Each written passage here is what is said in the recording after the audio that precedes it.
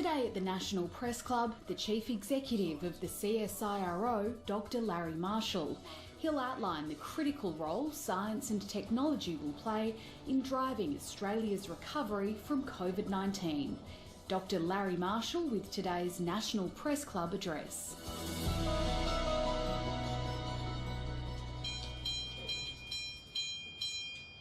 Good afternoon, ladies and gentlemen, and welcome to the National Press Club of Australia and today's Westpac address. My name is Sabra Lane. I am the club's president. I'm also the presenter of the ABC radio program AM. Today's guest, Dr. Larry Marshall, the Chief Executive of the CSIRO. If you're following the conversation online, you can find us on Twitter. Our user handle is @PressClubAUST.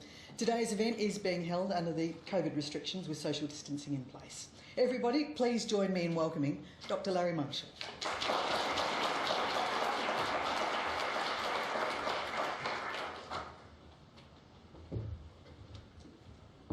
I'd like to begin by acknowledging the traditional owners of the land that I'm on here today in Canberra, the Ngunnawal and Ngambri people, as well as the owners on the lands that all our audience is on today across Australia, and pay my respect to their elders past and present who give us permission to leave our footprints alongside theirs. Thank you to the Press Club for having me back, and what a time to be here. There are moments in time that shape generations. The generation who harnessed electricity, the generation who saw humans walk on the moon, the generation who switched on the internet. Moments driven by science. This generation is living through a perfect storm of bushfires, pandemic, and recessions.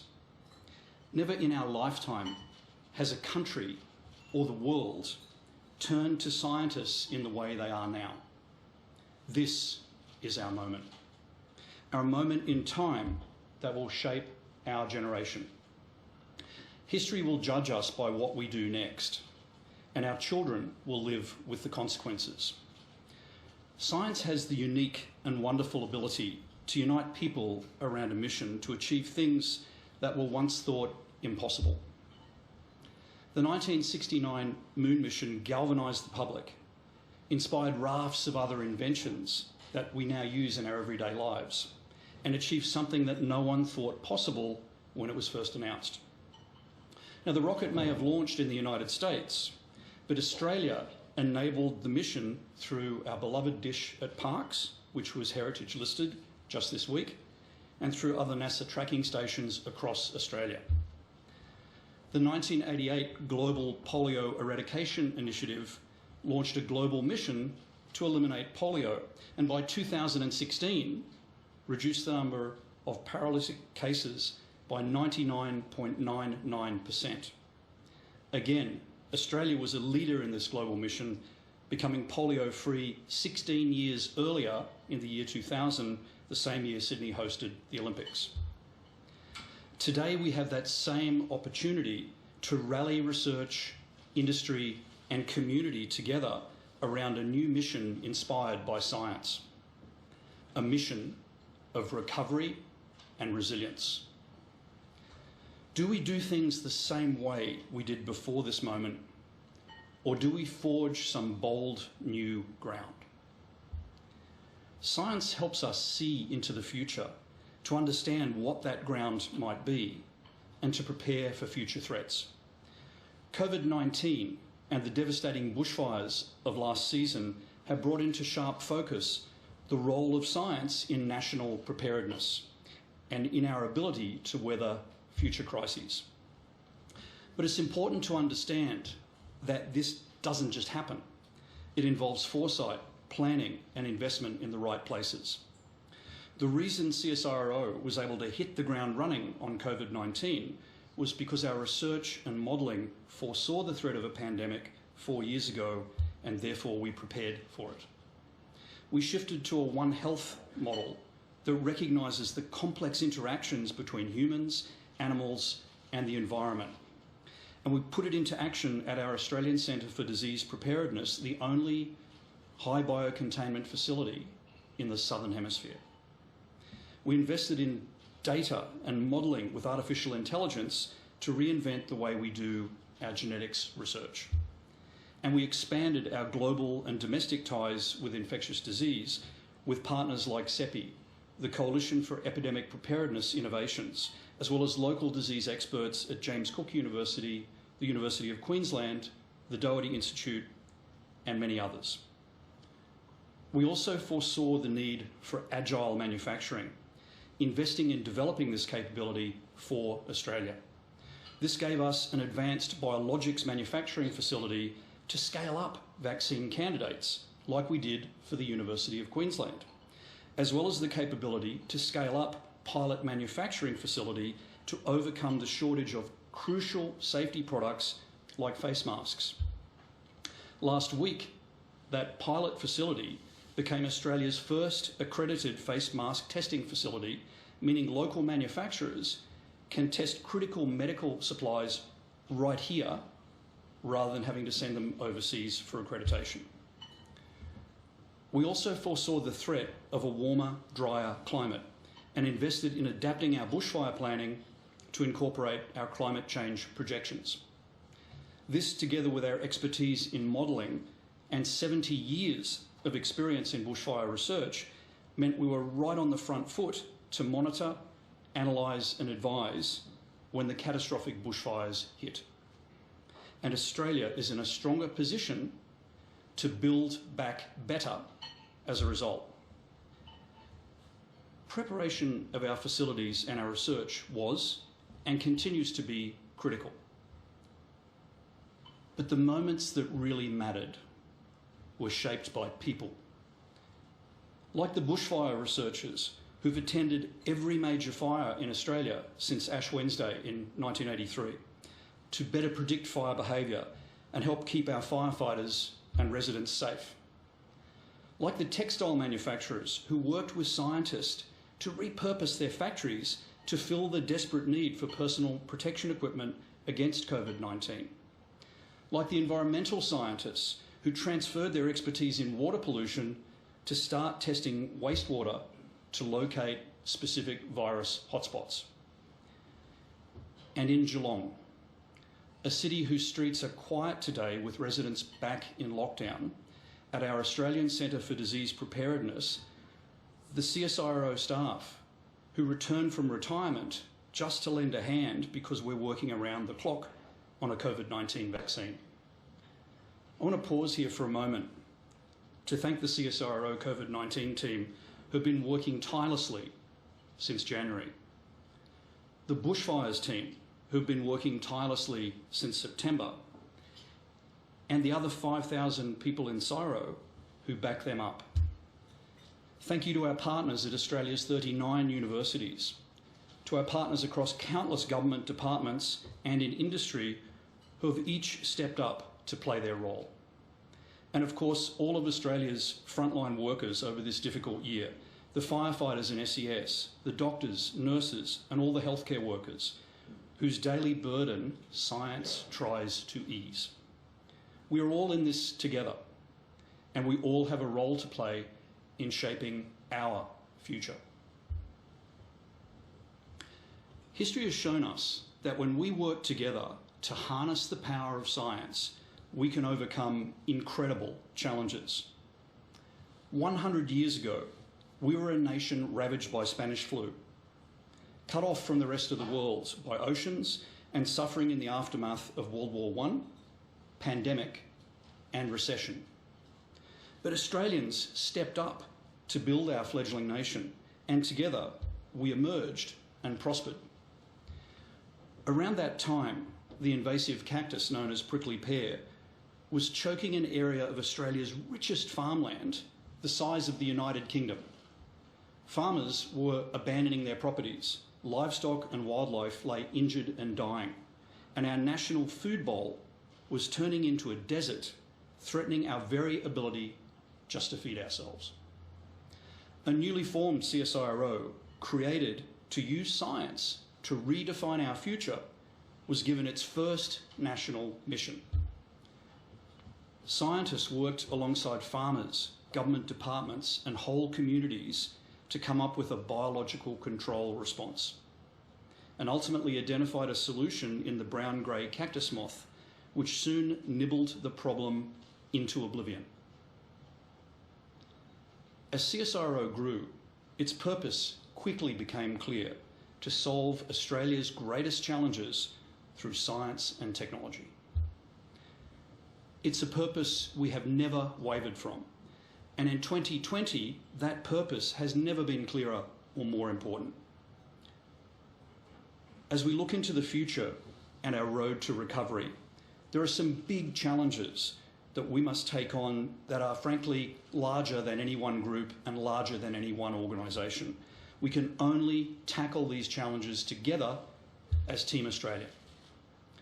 Efforts to find a vaccine for COVID-19, flatten the curve and contain the disease have sparked an unprecedented level of collaboration between research, industry, government and communities, all working in their own way to achieve our common goal. If we can harness this level of collaboration and goodwill and focus it on a mission of recovery and resilience, we can accelerate our recovery, create new jobs and grow our economy back. We're at one of those rare moments in history where the decisions we make now have the power to change the course of the future. Decisions that could make the difference between the future we want and some other kind of dystopia. It reminds me of the Back to the Future movie series, only unlike Marty McFly and Doc, we don't have a time machine. We can't go back and change the past, and we can't fast forward to see how our decisions will play out. We're living in a real-life, high-stakes science experiment, and we need evidence to make our next move. CSIRO has been working on that evidence for some time. I mentioned that 4 years ago we made changes to prepare for a pandemic and for bushfires, and that's because part of CSIRO's role is to stay ahead of both threats and opportunities for Australia. We produced a series of industry roadmaps that informed our preparation, and last year these culminated in a landmark report called the Australian National Outlook.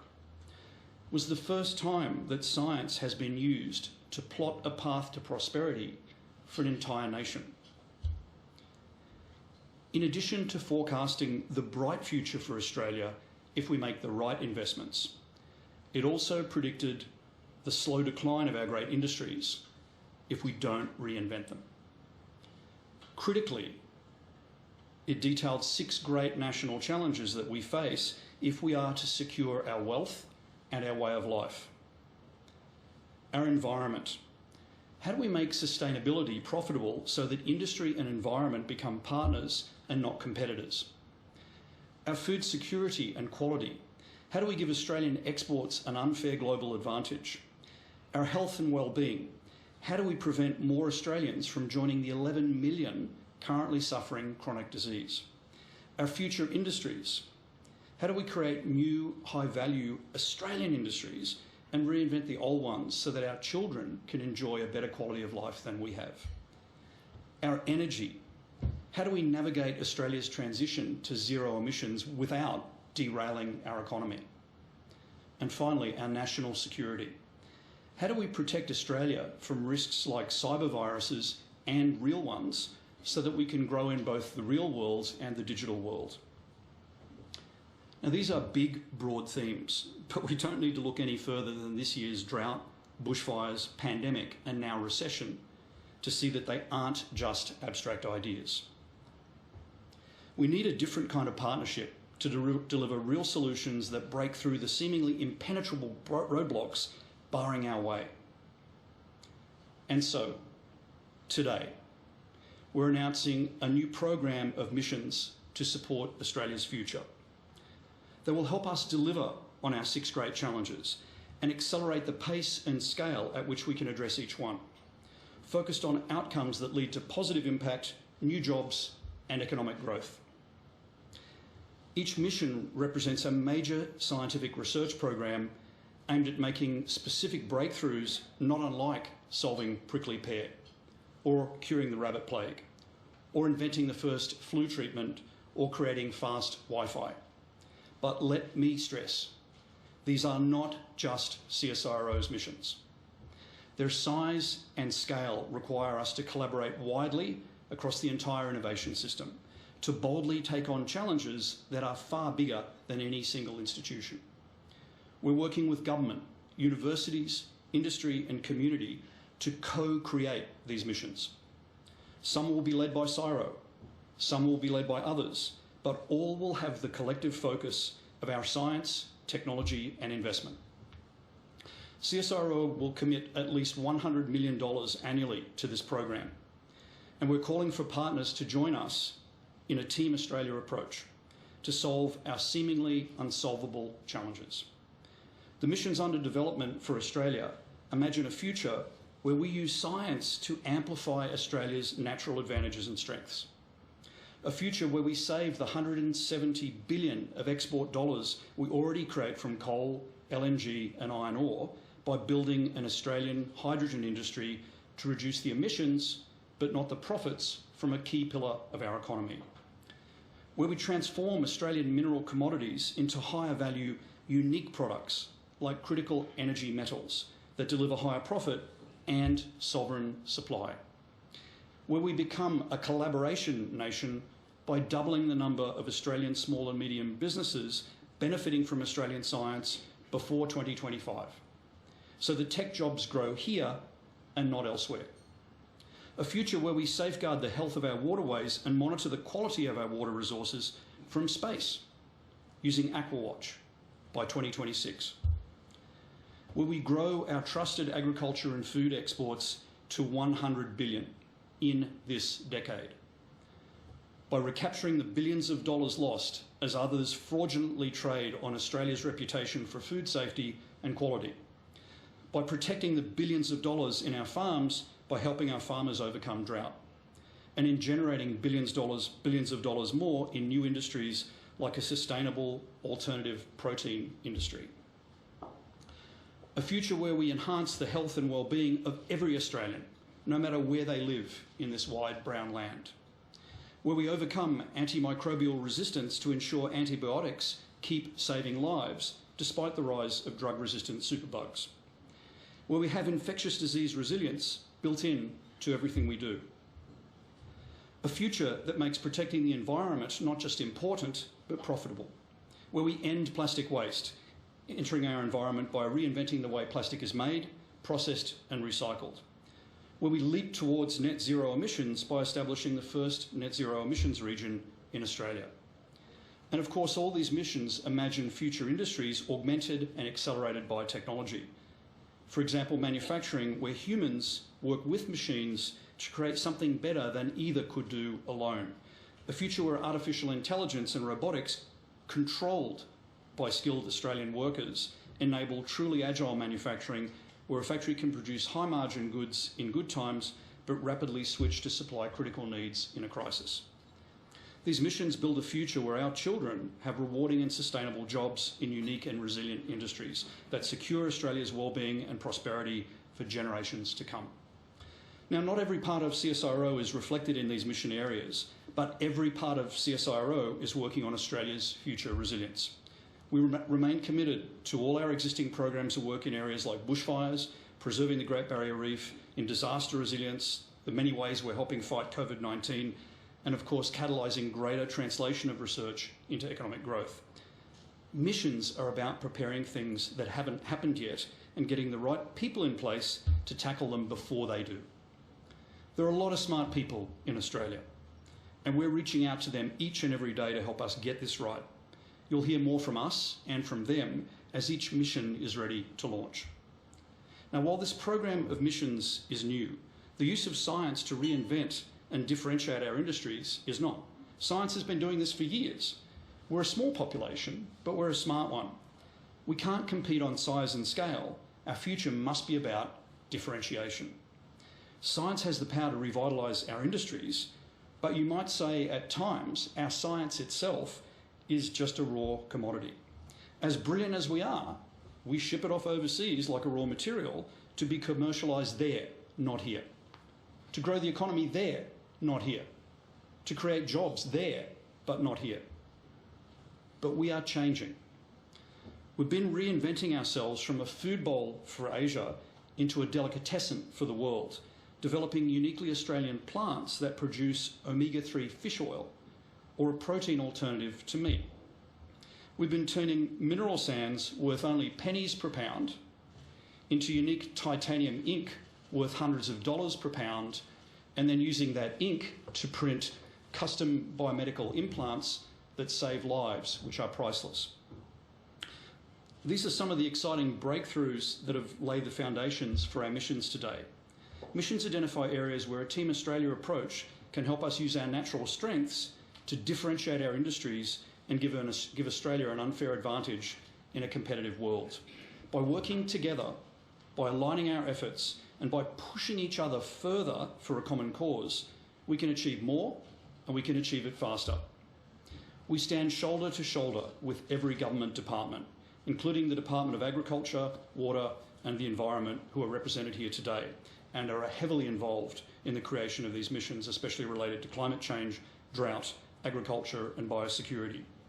We work with researchers and professors from all Australian universities, including Nobel Prize winner and Vice-Chancellor of ANU, Professor Brian Schmidt, whose team is here today.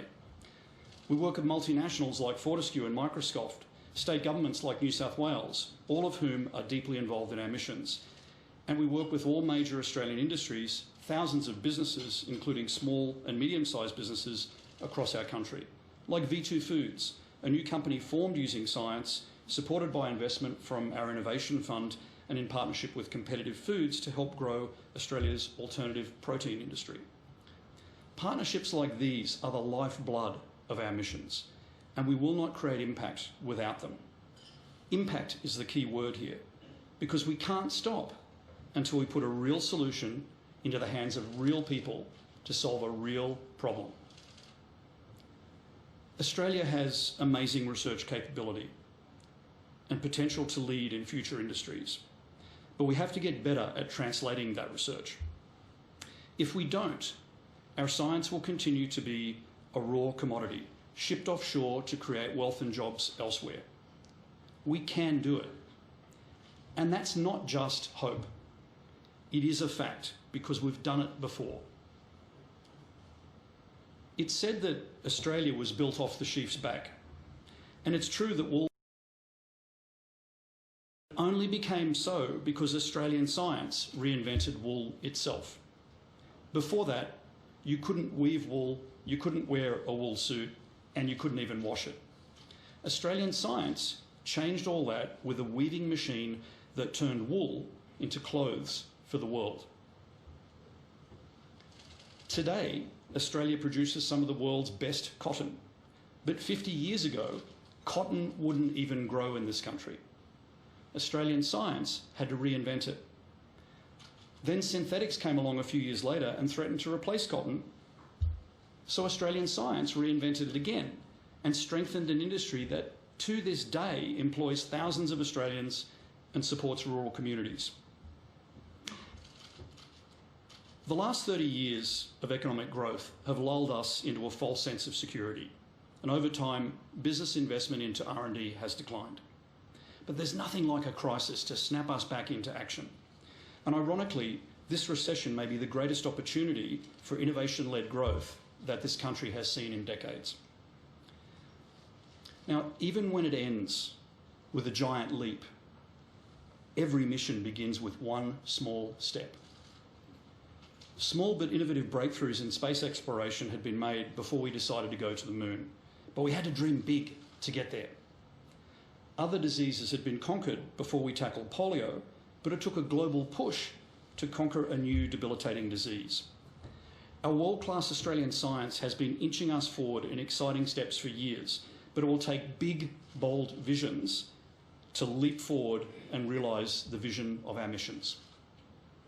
Our Australian Square Kilometre Pathfinder, or ASCAP, already processes the equivalent of the entire internet of data every second. So it's not hard to imagine a future where our children's jobs could be anywhere in the world, but they live here in Australia, connected to the world by the world's fastest communication systems, conceived right here. We've already demonstrated liquid renewable fuel from hydrogen, so it's not hard to imagine them driving to the beach on the weekend in a zero-emission car fueled by hydrogen made right here in Australia.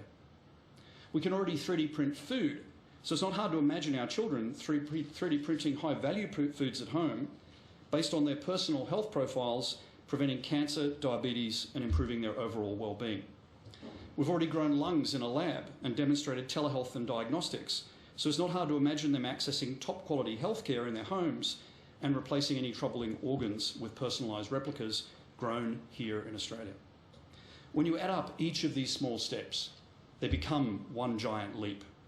Some Australian businesses are already turning these visions into reality. Giants like Fortescue investing in hydrogen, or a thriving spin-out called CoView transforming telehealth. It's a bright vision, but like Marty and Doc in the DeLorean, there's an alternate vision as well, one we might well wish we could undo by coming back to this moment in time. Our Australian national outlook and roadmaps predict the decline of each of our great industries if we don't reinvent them. Missions are the way we will do that, but we must act now with purpose and resolve to have impact. COVID-19 will continue to disrupt, but we can harness that disruption and build a more resilient country in the process. As we head into National Science Week in just a few days, there's never been a more important time for science and its power to unite us around big visionary programs that make the impossible possible. We have an opportunity to treat 2020 as a call to action, albeit a dreadful one, to come together as we did 100 years ago and focus our collective efforts and resources on solving our future challenges to secure our jobs, our wealth, and our way of life. Others harnessed electricity, walked on the moon, switched on the internet. This is our moment. This is our time. This is our future. It's time to leap. Thank you.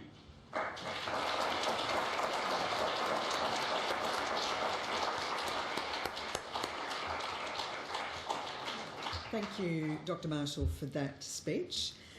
I want to focus on the innovation-led recovery out of the recession that you just talked about. How concerned are you that the impacts of COVID-19 on Australia's early and mid-career research workforce that we're seeing now might impact on your organisation, CSIRO, and the pipeline of researchers coming into your organisation, and also to those companies around Australia that might come up with these great inventions that you're talking about? Look, we're concerned about all Australians, all 25 million of them. We've seen in other countries that social distancing and isolation, working from home, causes an increase in things like domestic violence. And so we're very vigilant on that, particularly with our own workforce, but more broadly for Australia. We've done a lot of interventions to try and better protect our people, take care of them, do more communication, and watch very carefully. But what we've seen still is a disproportionate impact on women and part-time workers and early career researchers, because in large organisations, these are often the people that are easiest to let go early, and that's a real problem for our future. One of the aspirations of the missions is to be able to find new work for those people in these missions as we bring together industry, government and academia to focus our science on getting us out of this recession. And is the government on side with the missions that you've pointed out today? Like, is this going to be front and centre of their economic outlook at the October budget? I can't speak to what the budget will do, but we're getting a huge amount of support from pretty much every government department with this idea. All right. Now, I invite our journalists to stand on the cross. Don't touch the microphone, please. Your name and the organisation that you work for. Mike Foley. Thanks, Dr. Marshall, for that address. It's Mike Foley from the Sydney Morning Herald and The Age. Last week, you handed to the PM a report he commissioned at the height of the Black Summer bushfires into climate and disaster resilience.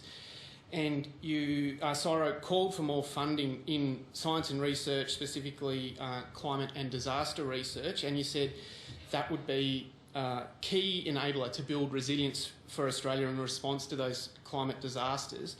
But in 2016, CSIRO decided to cut hundreds of staff from its climate and atmosphere and land and water divisions. I'm just wondering what's prompted the new shift in strategy there, and if the 2016 cuts were a mistake in hindsight. No, thanks very much for that question. So the 2016 cuts obviously absolutely positioned us in a stronger way to deal with adaptation and mitigation of climate change And the evidence is clear from everything the organisation has delivered since that time that those were absolutely the right decisions. Now, having said that, any time any person loses their job, it's incredibly sad. And Csiro goes to extraordinary lengths to find a place for our people elsewhere in the organisation.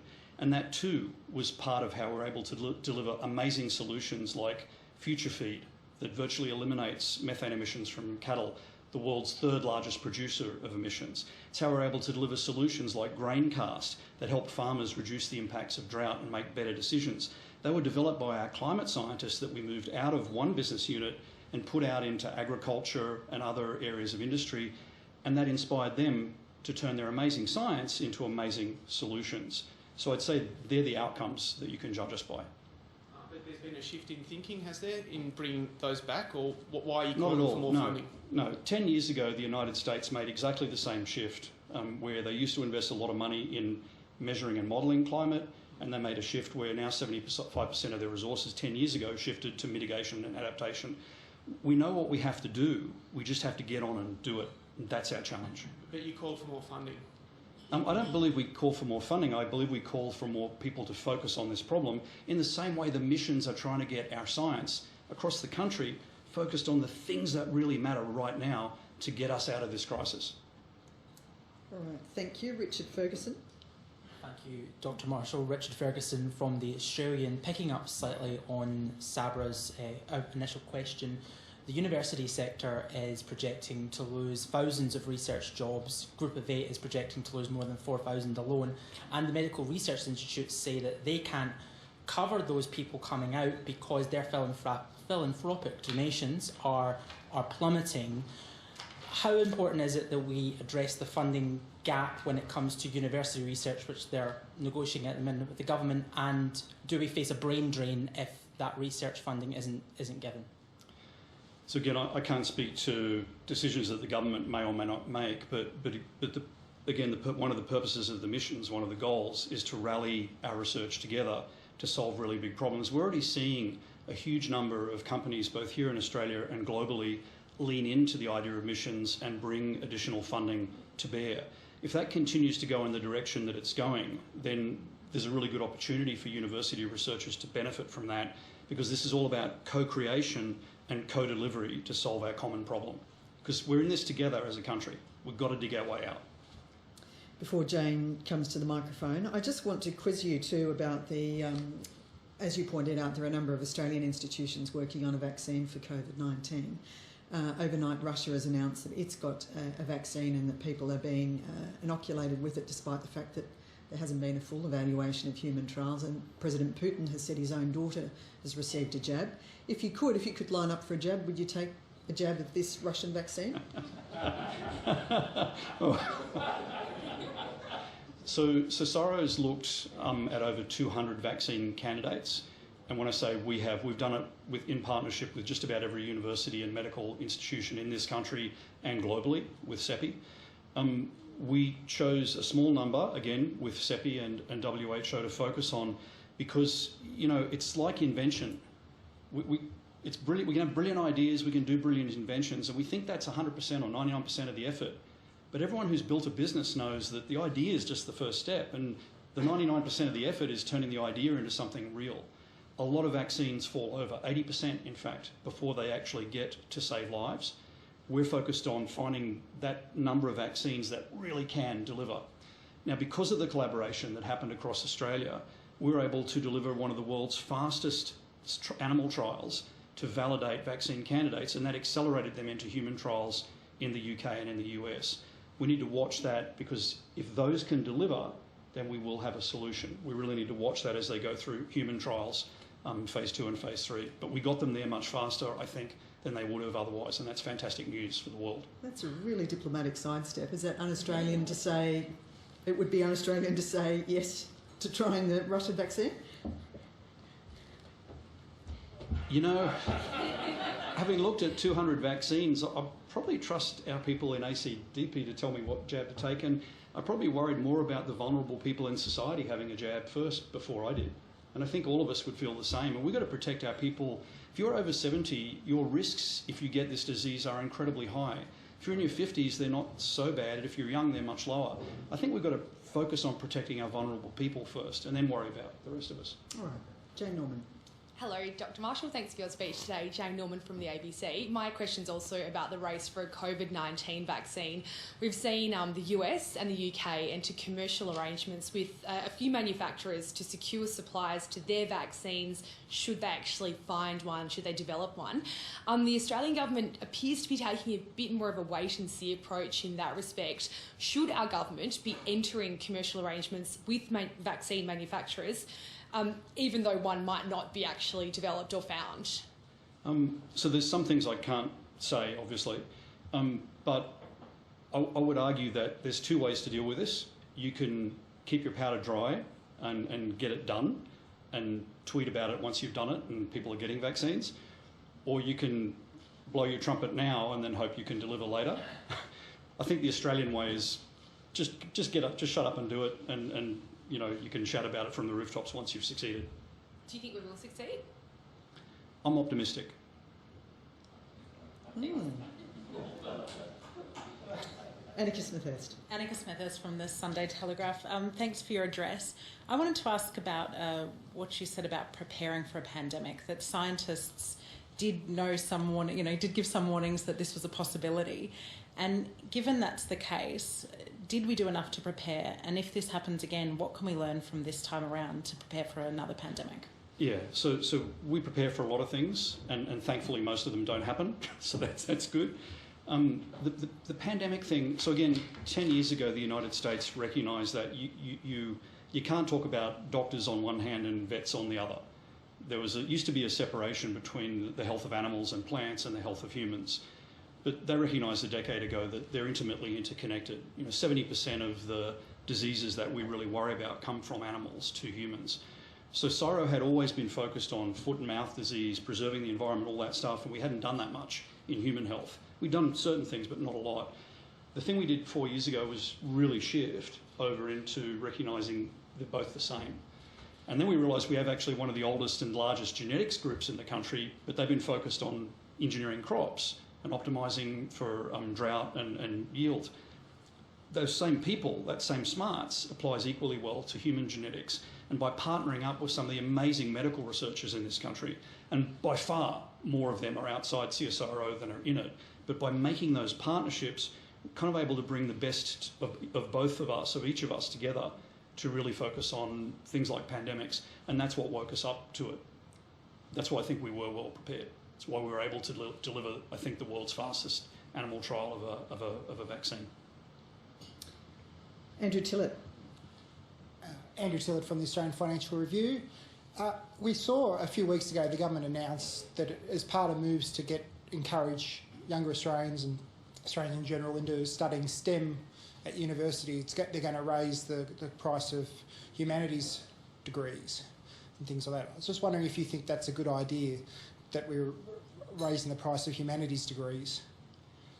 I think education is a traditional strength of our country, and I was a beneficiary of free education. That's how I got my PhD. There are all manners of ways to pay for education, and that has to be figured out. And again, it's an area outside my expertise. But I think our education is one of our key assets as a country. So I think we need to nurture it and support it as we go forward, because everything that we navigate in the future, these new industries that we're trying to create, STEM is a key part of each one of them. And our STEM graduations, our STEM enrolments have been declining for years. And worse still, the number of women in STEM has been declining disproportionately to that. So I think we really need to reach out, nurture and support our STEM people, but especially the women who pursue STEM, because if we don't, we're going to create a future that's the vision of a man in a black suit with a blue tie, not a vision for everybody. But does that come at the expense of humanities degrees? I mean, surely we need critical and creative thinkers as well as more scientists and lab coats. I look at them as interconnected. So I think the power of STEM, the ability to invent new things, comes from our creativity. So I see them as interconnected. I think education is important in all its aspects to give an informed and more balanced public to make good decisions. Before we take our next question, just on the COVID pandemic, across the community, there's been this intense interest, like press conferences that are being held by chief medical officers and premiers and leaders. It's become an appointment viewing for people at home. There's been a lot of deep interest in the science that's happening, the epidemiology, the research. You hoping that if there is a positive to come out of this, that there might be some young kids who are curious and interested enough now to follow science and be interested in having science, getting into science and having degrees as a consequence? So I'm very hopeful, and we're already seeing kids at unis. We do thousands of university and school engagements with students across the country, or we did before COVID. The number of students putting their hands up saying, how do I work in hydrogen or artificial intelligence or the agriculture industry, because it's suddenly exciting again. You've got robots and artificial intelligence reinventing that industry. When you see that light in a child's eyes, I mean, that's why I'm optimistic about the future, because we're seeing Australian kids actually wake up, that they're not sort of somehow separated from the rest of the world in some backwater. They're actually right at the centre of the action because of the amazing science that we're doing here. Australia is in the world's top 10 for its science. Trick is, can we get into the world's top 10 for our ability to translate that science? I'm betting we can. Sarah Ison. Sarah Ison from the West Australian. Just on industries that might need to revolutionise and transform, we're seeing some labour issues caused by the pandemic, particularly where border issues have been a problem. We're going to have potentially sheep unshorn, fruit unpicked.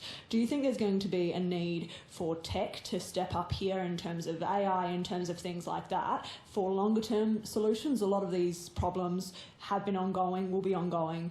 Do we need to have more tech taking these kinds of roles to the next level? Yes, but not in the way I think you mean it. If you mean tech replacing people's jobs, no, I don't think we should do that. I think a smarter way, and ask Toyota, who tried to build completely automated factories with no lights, that frankly didn't work, and they realised they had to bring people in to actually work with the machines so the machines could learn how to actually build a car. There's a lot of lessons like that. So machines don't replace people well. Machines can't create knowledge. Machines can't have ideas, and there are some things that humans are just so much better at, but there's things they can do together to make it better. The area that science and technology can help, hey, last time I checked, we're an island, continent, whatever you want to call it. No Australian state created COVID-19. It came from out there. It didn't come from here. And it's here now within our borders. So closing down us to the outside world so we can control it, absolutely. But what we need to do is use science and technology to isolate the hotspots of the virus, because the virus doesn't recognise state lines or state borders, and exponentials never quite go to zero. So our focus should be not on shutting ourselves down as much as finding where the virus is and focusing our efforts to contain it in those areas, in my opinion. Simon Gross. Simon Gross from Canberra IQ. That there's a few science communicators in the audience, both past and present, of which I can include myself. And my question goes to the challenges they face. You talked about the coronavirus being science's moment. It's also the moment for anti-science. From the top down, Presidents Trump and Bolsonaro are pretty good examples of that.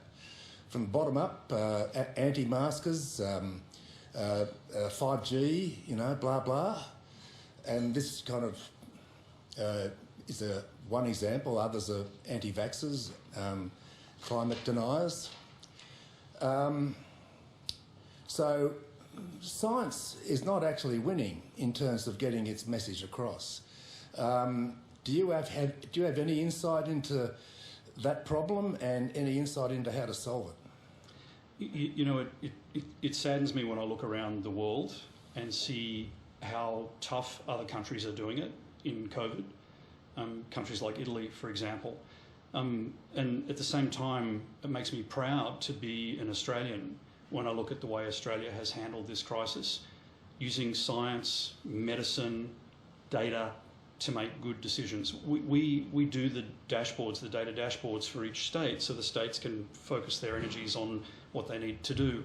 And it's remarkable to compare those to some that we've seen for other countries where they've had it much tougher.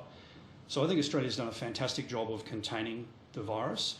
And to me, that means people are listening to science and data and making good decisions.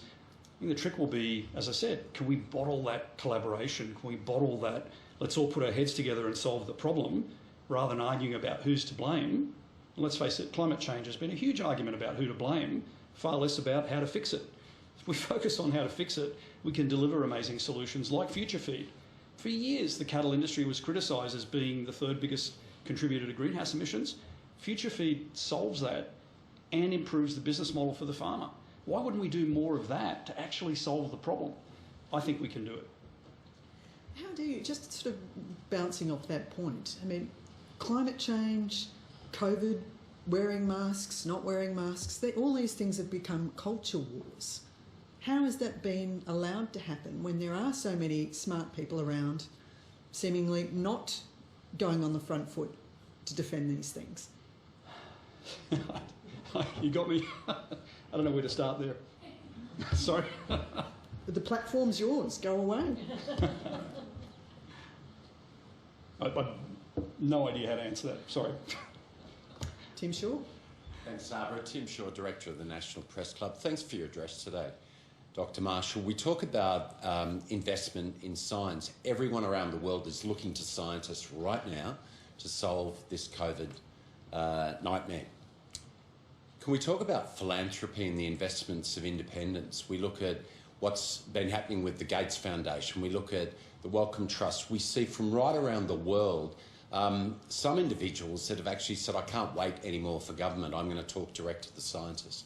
I'd like your response to, is it more than just government investment that we need to encourage, and what you could cite as one of the best philanthropic investments in science that has truly helped the world? So I spent my career in the United States, and philanthropic investments, especially by tech billionaires, is very common there. And in fact, a couple of them have invested in things in Csiro. Yuri Milner invested in astronomy, for example, because it's a passion for him. And I think it's fabulous when people who make a lot of money out of science and technology want to give something back. And Silicon Valley was founded on this idea of pay it forward. But we're starting to see that in Australia too. I mean, people like Andrew Forrest with Minderoo Foundation really leaning forward to try and give something back and recognise the power of science to transform. The other thing we're seeing is some big companies, because Australian companies historically been a little risk averse on science and innovation, but to be fair, they've never really tasted the benefit of it the way US companies have. We're starting to see them lean in a lot more to take a bit more risk.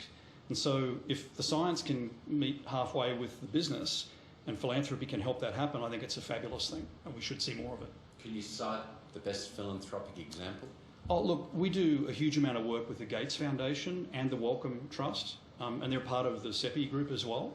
The work we did engineering for the Zika virus to engineer a mosquito that can't reproduce was funded largely by Gates, I believe. So there's a number of really important breakthroughs that big philanthropic organisations can drive. And actually, in their own way, they pull together coalitions of the willing. They create missions because they have the honeypot to do it, which helps. And they're not politicians. You know, there's a lot of smart people in this country and not all of them are in government. Thank you. David Denham. David Denham, Preview Magazine. That was a very good, excellent talk, and the coverage of the science was magnificent. But I think there's an elephant in the room, and that's human behaviour. And I'd like you to expand a little bit on this particular issue because it's vital. You see it all around you. Rio Tinto blows up the $46,000 cave. The irrigators extract water that they shouldn't. So basically, we seem to have the science to have a sustainable planet, but it's human relationships and human behaviour which really are the problem. Do you have any comment, please? Sure. So I mentioned the prickly pear, and that's one of 5 major environmental interventions that have been made in this country using science in the last 100 years. And if you look at Australia relative to other countries, we've been far more successful doing that, because when you mess with the environment, it rarely works out well. So, and it's not that we've been lucky. I think we've really taken our time and understood it. And there's a lady sitting at that table who heads up the entire part of CSIRO that focuses on interventions like that. And one of her secret weapons, one of Jane's secret weapons, is social science. Because before we do any intervention, we work with communities on the social science, because often you can solve problems through behaviour. Australia leads the world in deployment of rooftop residential solar, not because of any other intervention other than our choice as people. Yes, there were some subsidies early on and so on, but the Australian people chose to reduce our emissions by going solar. It's a fantastic example of how we can take our future into our own hands and make it better. So I think social science, and I think there was a question before about the humanities, social science is such a critical part of how we make these interventions and how we learn how to change and enhance our behaviour to go forward and prosper. So do you think the government did a good thing by doubling the humanities fees at the universities? I think that question was already asked and answered, but thank you. All right. Mrs. Schubert. Dr. Marshall, Mrs. Schubert, as a Director of the National Press Club, but also declaring for the record, I'm also CEO of Science and Technology Australia. So thank you for your words about science today. I'm wondering if you might like to offer a few thoughts on Indigenous scientific knowledge in this country and whether you think it is part of that competitive asset in global knowledge systems, but also has intrinsic value and wealth for the country and for all Australians. Yeah, no, absolutely. Thank you for the question. So we have an active Indigenous science, or a number of Indigenous science programs in CSIRO. But I just want to grab hold of one that relates to an earlier question about the recovery plan for resilience and response to bushfires. There's a fairly big section of that plan that talks about the deep Indigenous knowledge of how to better care for our land and to better manage fires. And there is 60,000 years of experience and knowledge there that I think we've only just scratched the surface of. And so there's some really deep insights in how we can change our behaviour to better protect our people, our property and our land. It's a really important question. Thank you. Thank you. Jane Norman. Hello again. Can I ask you about the vaccine again? Given your optimism, I'm wondering how soon, you've seen all of the vaccine candidates, so how soon realistically could we expect a COVID-19 vaccine? And I'm also wondering what is behind your optimism, given that we've never found a vaccine for coronavirus, and I think the fastest we've ever found a vaccine before, the shortest time frame, is for the mumps, and that took 4 years. So, yeah, how quick could it happen in this case, and why are you optimistic? So a lot of things have changed since mumps, particularly things like artificial intelligence, which can simulate many cycles of laboratory experiments to get you to leapfrog you to a faster result. You know, when you first asked the question, I said there's some things I can't tell you. That's one of them. Sorry. Could it be like within a year, 2 years? I'm not allowed to answer that question. I'm sorry. All right. Tantalising. Mike Foley. Sorry. Mike Foley again from the Sydney Morning Herald and The Age. Dr. Marshall, you spoke about making... I should have talked longer, shouldn't I? This one's maybe a happier topic. You spoke about making the impossible possible, and then you went, rattled through some of the life-changing, I think it's fair to say, interventions that CSIRO's made in technology, Wi-Fi for one, but then, with the introduction of dung beetles and the reduction of flies across the continent as well. Could you nominate for us one of the most prospective areas of technology or science that you think could have a similar impact into the future? So someone mentioned the changes we made in 2016, and there's a young early career female scientist who was one of those changes, and we took her out of oceans and atmosphere and put her into agriculture, and her name's Jackie. And Jackie went out on the land, and she thought, you know what, I don't know anything about agriculture, but I'm going to convince the farmers that climate change is real. And after 3 months, she didn't convince them that it was real, but they convinced her that there was other things they needed from science. And so Jackie created Graincast. Now, Jackie doesn't write code. She had no idea how to create software, but she did understand climate science. And working with that family, she figured out how to use all of her climate knowledge to help them solve the problems that they were dealing with on the land. And because she did that, two things happen. Jackie now heads our Climate Science Centre in CSIRO. Jackie is entirely focused on figuring out how can we predict a drought before it hits us, and leaning a lot on artificial intelligence to do that. And the family firmly believes in climate change now. I think it's a great outcome. Andrew Tillett. From the Australian Financial Review again. Thanks for that answer to Mike's question, because it's a nice little segue into what I was going to ask about. One of the missions that you've got in the that you've announced today is about getting to net zero emissions by some time. We've obviously got the situation where a lot of the countries have got targets, goals, ambitions to get there by 2050. The Australian government's position is sometime in the second half of this century. When do you think we need to hit that net zero emissions target by to meet climate change goals? So, yeah, I can't say when we need to. I can say when I think we can do it, based on our roadmap. And the challenge we have, though, I think the bigger question is, when is the world going to reduce emissions? Because the world is increasing and Australia is starting to decrease. CSIRO ourselves as an enterprise, we're the second largest landholder in the Commonwealth.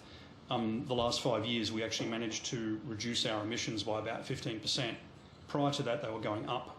And we did that largely through our own science and technology. It's very hard, but we see pathways to do major emissions reductions in this decade, not to zero, but major reductions. But there's some big science breakthroughs we need to deliver to do that. Hydrogen is one of them. On that note, everybody please join me in thanking Dr. Larry Marshall. Thank you. Thanks. I can see from the feedback on Twitter that there are some people very excited within CSIRO that the missions have now been launched. To say thank you very much for speaking here today, I have the gift of membership here at the Press Club. So thank you very much. Thank you.